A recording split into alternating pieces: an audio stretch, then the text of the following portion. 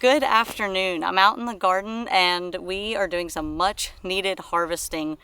Obviously these radishes are a little overdue for harvesting. They got quite big and they're already starting to try and flower. Everything's looking a lot better than it did back in June. Unfortunately, we have had several weeks of rain in South Central Alaska and things are just taking a really long time to get to the point where they were last season when we had quite a bit of sun.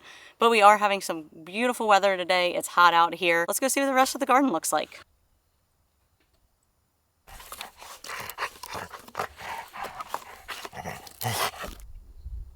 This variety of broccoli is Green King. I was getting quite worried about this because we've had such a cool summer so far and it wasn't heading, but within the last couple of days it did start developing some nice broccoli heads. We should be harvesting broccoli here in the next couple of weeks. This variety of cauliflower in the front is Snow Crown, and as you can see, this cauliflower right here is ready to harvest.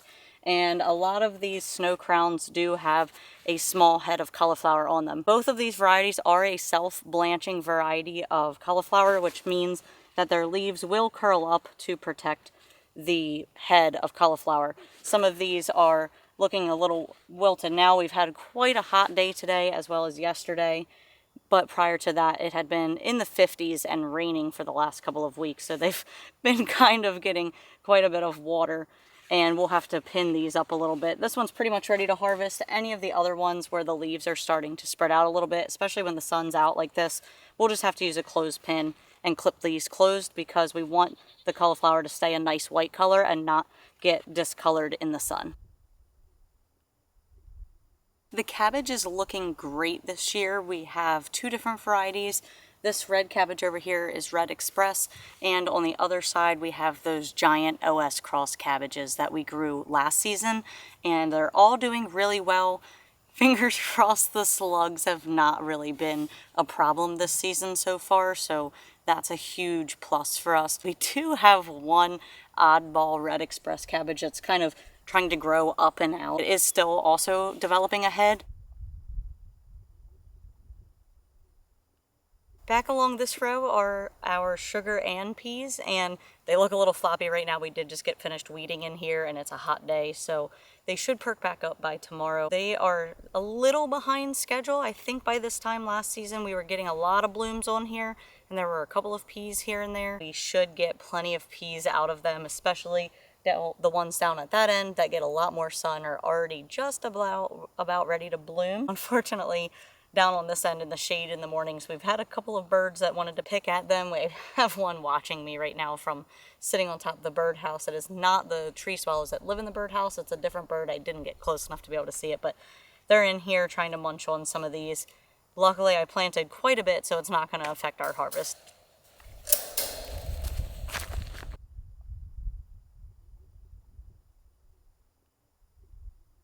As you can see, the lettuce is taking its good old time to grow, and that's because back at the beginning of July we had frost did make some of this lettuce die back, and it had to basically almost restart.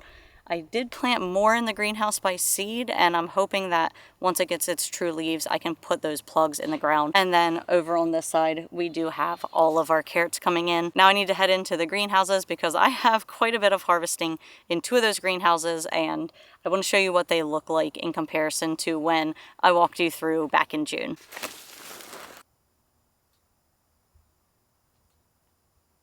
We are in the bean greenhouse and everything is looking absolutely gorgeous up here. The provider beans are doing very well, as well as the royal burgundies. A lot of those bush beans I had to replant, as well as the golden wax beans. They just did not germinate. So I did replant a bunch of those and they're all coming up, but they are about 3 weeks or so behind all of these. The provider beans have these gorgeous pink flowers on them, and for some reason with the royal burgundies I was not anticipating a gorgeous purple flower, but that's what they have. Let's head on out of here and head over to the cucumber and pumpkin greenhouse.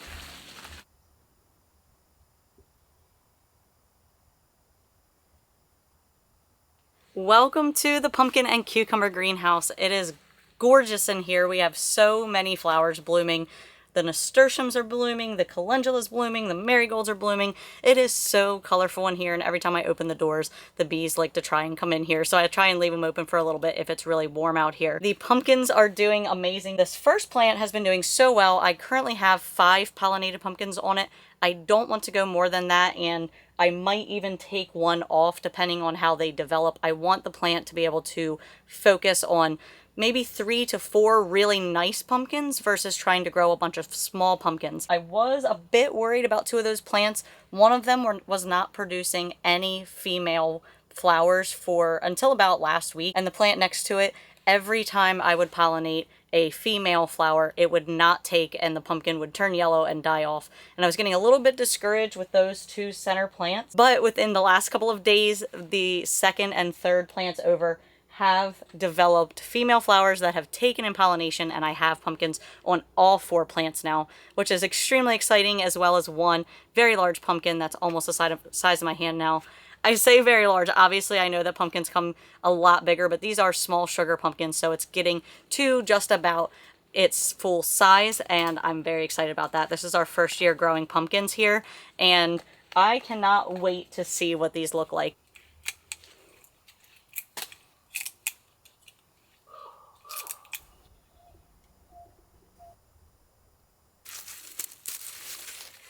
Now I know this cucumber might be a little past its prime for most folks. I know that I have just been really behind on my harvesting so far this summer. We've been so busy, which is why I'm getting it done today. But it's not yellowed, and I don't think it'll stop the plant from producing more. It still has a ton of cucumbers on it. And if for some reason it did, we have 11 other cucumber plants, so I think we'll be just fine. But there are a couple of other cucumbers already growing on it, so I don't think that that's going to be a problem. Most of our other cucumbers are only about 2 inches long right now, so I'm not going to pull those just yet. Everything seems to be doing really well in this greenhouse. Let's go take a look at the peppers and tomatoes. The oregano has exploded. It's just taking over everywhere. We have to harvest some of that today.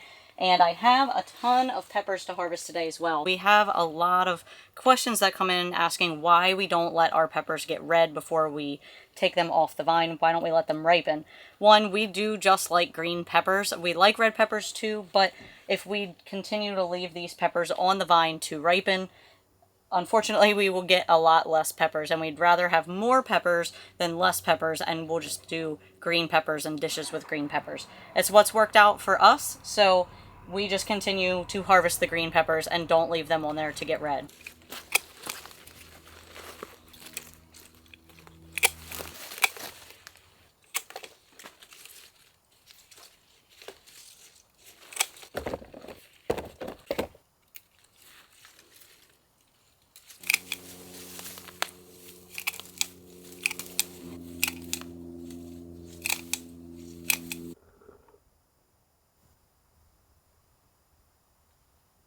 The last thing we're harvesting in here today are nasturtiums, and we are going to be making some delicious nasturtium salt, which I've never made. And this is my gorgeous mother-in-law, Diane. She's here visiting with her husband, Mark, and she's with us for the week. And first of all, I have to say thank you so much for helping me weed my garden today because it was getting really out of control. And we are going to be making some nasturtium salt, which I've never made before. And you all know that we love our flavored salts. So Diane's going to be helping me harvest some of the nasturtiums, and we're going to be making some salt.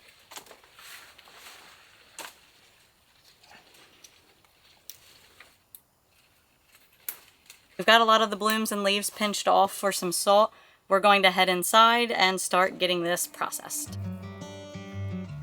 I did already put these in the mesh dryer overnight, and you can tell they got pretty crispy already. We'll finish them up in the dehydrator today. We're going to get these dehydrated on about 95 to 110 degrees Fahrenheit, and we'll come back and check on them every so often to see how long it takes them to dry. Maybe we'll start with 100.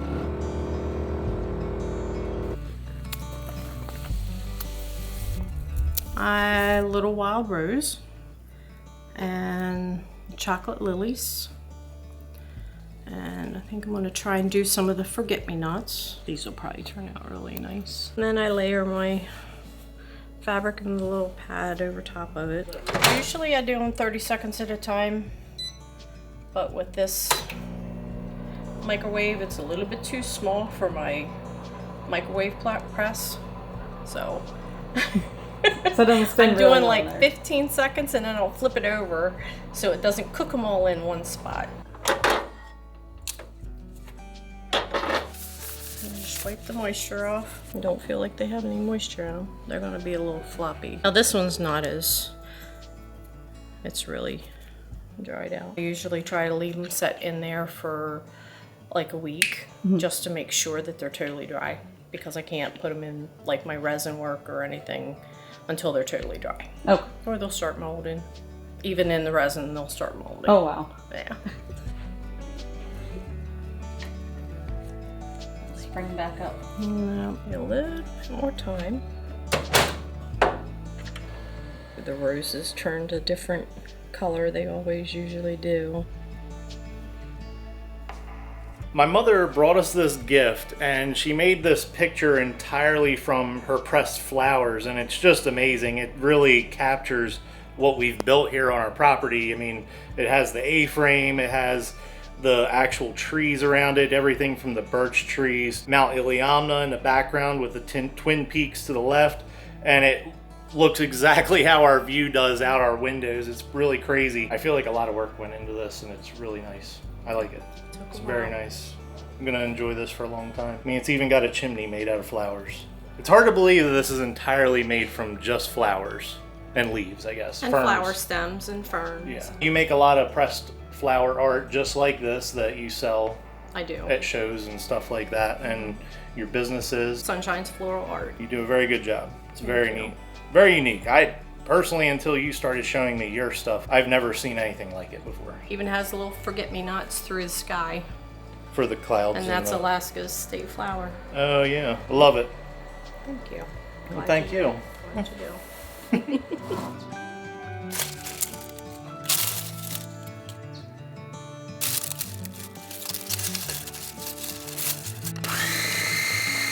We ended up getting about 1 3/4 cup of the dried nasturtium leaves and flowers, and we've got them all ground up in the food processor, and I'm going to add in some salt to make our nasturtium salt. Typically this would be about a 1-to-1 ratio, but because I'm using this canning and pickling salt and it's a bit finer than kosher salt, I don't want to make it overly salty without the flavor of the nasturtiums really coming through. So I'm going to do a little bit less than a 1-to-1 ratio.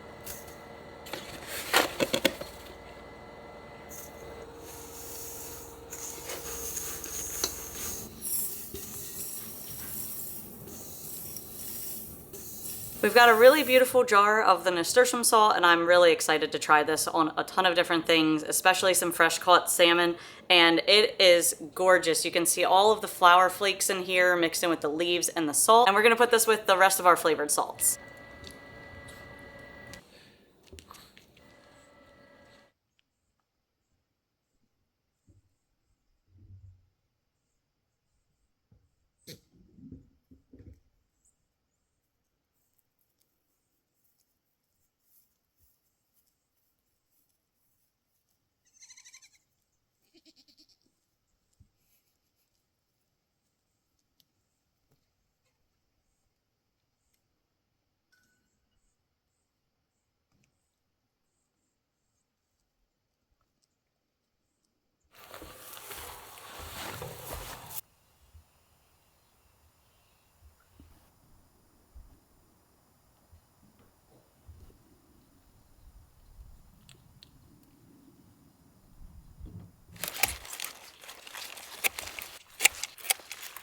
Good afternoon. It's been about 2 weeks since our last small harvest, and I'm back out here harvesting some more produce. We have a bunch that's ready today, and one of those items is our broccoli. It did really well this year.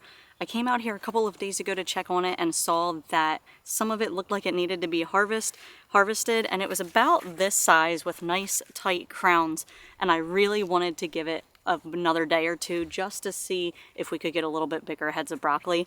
And just waiting those 2 days, a couple of them, I think it was only like 2 or 3 of them started to bolt a little bit and they started to spread out. So hopefully these ones won't be too bitter, but almost all of them out of, I think I planted 50 broccoli, and only 3 of them ended up like this. So I'm going to go ahead and harvest pretty much all of these. The broccoli will produce side shoots, which are like little broccoli florets. Some of them already have some have little ones that have just started. So I want to be able to get another very small broccoli harvest here in probably another couple of days. Here's a really nice broccoli side shoot. We just finished up harvesting all the broccoli. There is just a couple of more that are on the plant still. They're still very tiny, and I want to see if they can get just a little bit bigger, so I'll be checking on them daily to make sure they're not trying to bolt and that I can get a pretty decent sized head off of them. But we've got quite a bit of broccoli here. I'm going to harvest the cauliflower, and then I have to head up to the greenhouses. I have a bunch to harvest up there as well. There are some things down here that are not quite ready yet. The potatoes still have quite a while. The cabbage still has probably another couple of weeks. It is starting to form some beautiful heads here, but I don't want to harvest those just yet. We got a couple of nice heads of cauliflower. Our snowball cauliflower in the back, for some reason, did not produce a head of cauliflower. Only the snow crown did, and that's a little disheartening. There are, I think, 2 plants in here that have a teeny tiny head of cauliflower on them. I'm gonna leave them in hopes that maybe they're just a late variety, but I guess we'll see. These all started forming heads quite a while ago, and these ones are still just pretty leafy.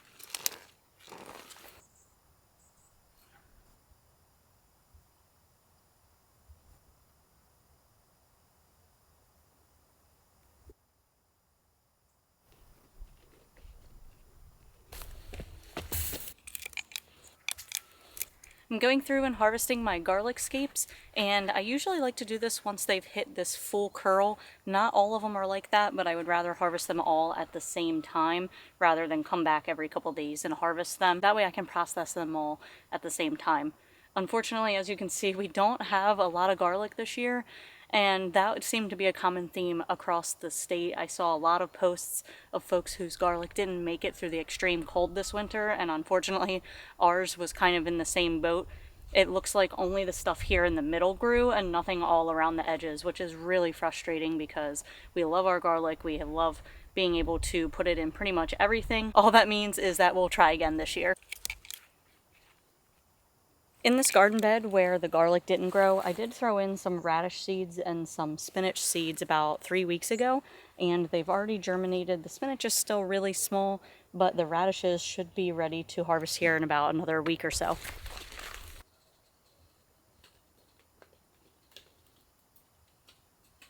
As you can see, I'm in the bean greenhouse and everything is looking wonderful in here. We've already got a ton of provider beans and royal burgundy beans coming in. I'm not going to harvest them today. I don't want to overwhelm myself with a ton of processing that we already have to do with the broccoli and the cauliflower and some of the other things that I'm picking this evening. We will be back in here in the next day or two to harvest all of these and get our first full harvest processed in green beans this year.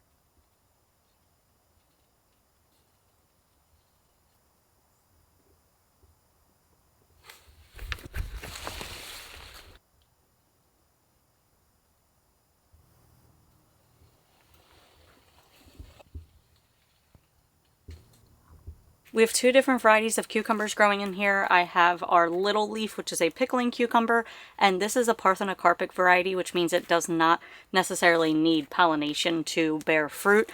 And I also have a slicing variety. This is the muncher variety, and I grew both of these so that way they would help to cross-pollinate each other when I come in with the leaf blower, and both of them are producing plenty of cucumbers. It's definitely hiding a bit behind all these plants because it is quite large and it's still really green, so I'm not worried about the plant thinking that it's too late and needs to be finished producing cucumbers. This one's already given us a ton of cucumbers already, so I'm not too worried about the size of this one.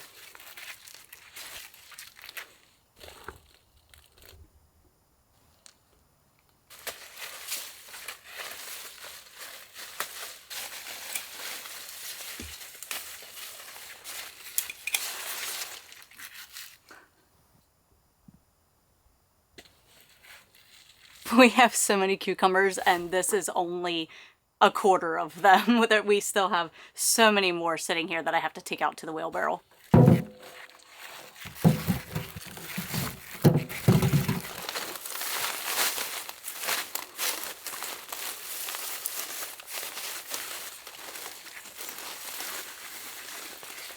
I'm putting some straw underneath each of these pumpkins, that way they're not sitting right on the hot black plastic. This pumpkin's just starting to turn orange. I've already gotten some large harvests of dill this season. It is starting to go to seed, but I'm not too worried about that. If it does, it's not really going to go anywhere because of the plastic mulch. But I am going to harvest just a little bit more dill and get that in the freezer. I do already have some pickled in some brine. That way I have some dill flavored brine for pickling my cucumbers.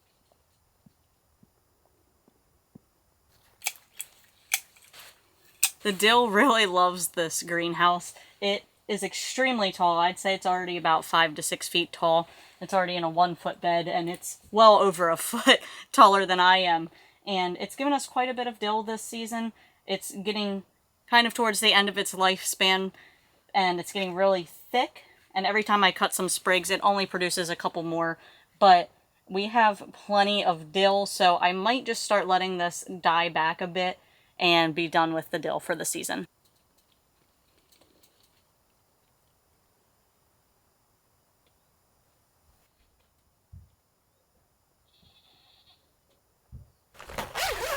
I can't even begin to tell you how amazing this greenhouse smells, between the nasturtiums right when you walk in, the oregano, the basil, the peppers, the tomatoes. All of those aromas are just blending together and it smells really good in here, like a fresh kitchen.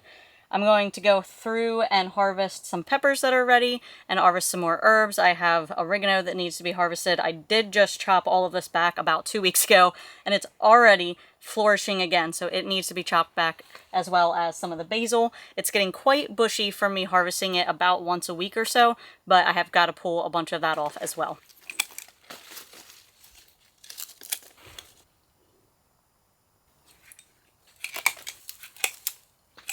Some of the oregano is going to seed. I haven't found that it really changes the flavor much, so I don't really mind. I'll just pick those parts off when I go to dry it.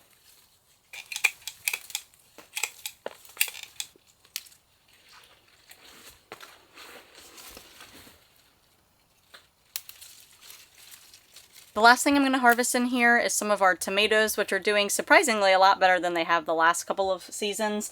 But I do have some red ones that I need to harvest, and then I'm going to get the heck out of here because it is really hot, and I'm going to go inside, get some of our herbs drying, and get all of our broccoli and cauliflower processed. This one's not quite red yet, but I'm going to pick it and take it inside to ripen up. Right, we have enough to make a little bowl of salsa. Come on! Come on! Come on, baby goats!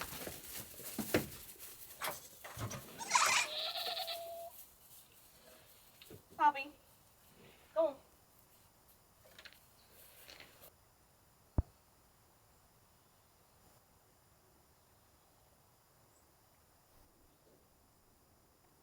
We've got our herbs cleaned up and I removed any of the big stems. And I've been storing all of my herbs in this mesh herb dryer to dry out. I do have some in there that have already been in there for about 2 weeks, but we're gonna get these started and I'll show you what those other herbs look like too. So after about 2 weeks, this is what some of the oregano looks like. It's nice and dry, it's a little crunchy. I'm gonna leave it in just a little bit longer. I wanna make sure it's super dry before I put it in a jar and store it.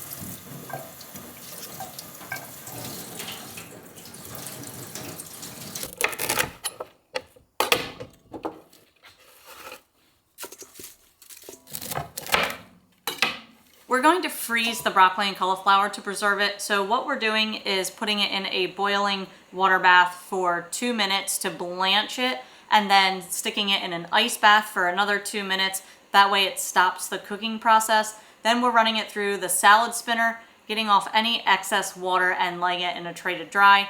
We'll get those in the freezer, let them freeze up, and then we'll bring them back in to vacuum seal them.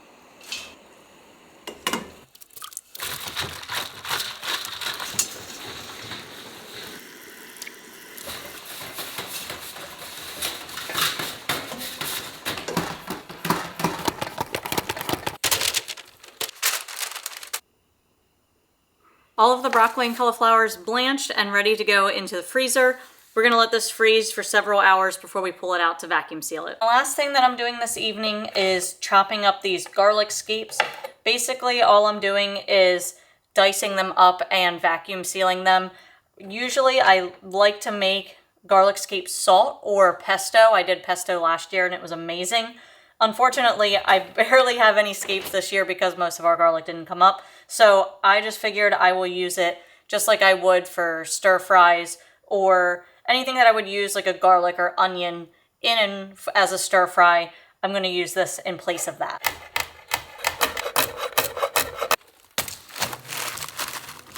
It's time to get our broccoli and our cauliflower packaged up, vacuum sealed, and back in the freezer. And I always like to use these trays lined with either parchment paper or wax paper. These sit nice and easily, so that way if they do kind of tilt a little bit, nothing's going to fall out the top. I'm packaging these up in 2-cup portions. That way we don't have leftovers when we make it, because I personally don't like leftover broccoli. So it just makes it easy to have just enough for the meal that we're making it for. I saw this trick not too long ago in a video of somebody putting their funnel, like their canning funnel, in these vacuum seal bags to put their produce in. And it works okay. It doesn't like to work with the broccoli as much because if there are 2 pieces of broccoli frozen together, they don't like to go down in there. But it seems to work out pretty well as long as you can hold both the bag and the funnel at the same time.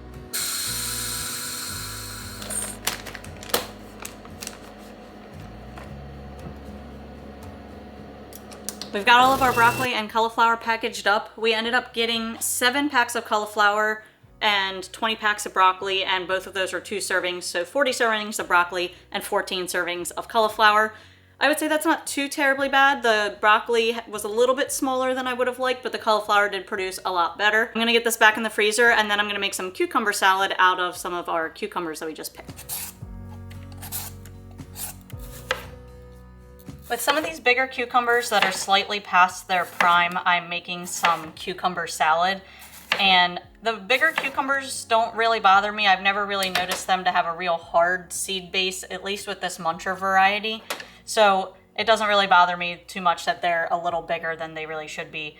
But I know that there are some folks who would rather pick them sooner, but I just didn't get to it in time this year. I am making my grandmother's recipe for this cucumber salad, and I'm actually pretty excited about it because I usually only make this about once or twice a year when we have fresh cucumbers. This recipe calls for 3 cucumbers, and because mine are slightly wider than a grocery store cucumber, but they're not as long, I decided to go with 4. These large white onions are extra, extra large. It's the size of my hand, and it calls for 1 large onion, but these are massive, so I figured I'd just throw in 1 extra cucumber and use the entire white onion. All of the measurements I'm giving you are for the 3 cucumbers and 1 large white onion. Since I did do a little bit of extra onion and cucumber, I'm going to add a little bit more of my ingredients. The next ingredient is 2 teaspoons of black pepper. The next 3 ingredients are all in equal parts. So if you're doing 3 cucumbers and 1 large white onion, it would be 3/4 of a cup of vinegar, 3/4 of a cup of water, and 3/4 of a cup of sugar. I'm going to mix everything in a separate bowl and then pour over top. Normally you would just put everything right in the same bowl and give it a good stir at the end or shake it up. But I'm going to mix mine separately. That way I can evenly distribute the sugar, water, and vinegar.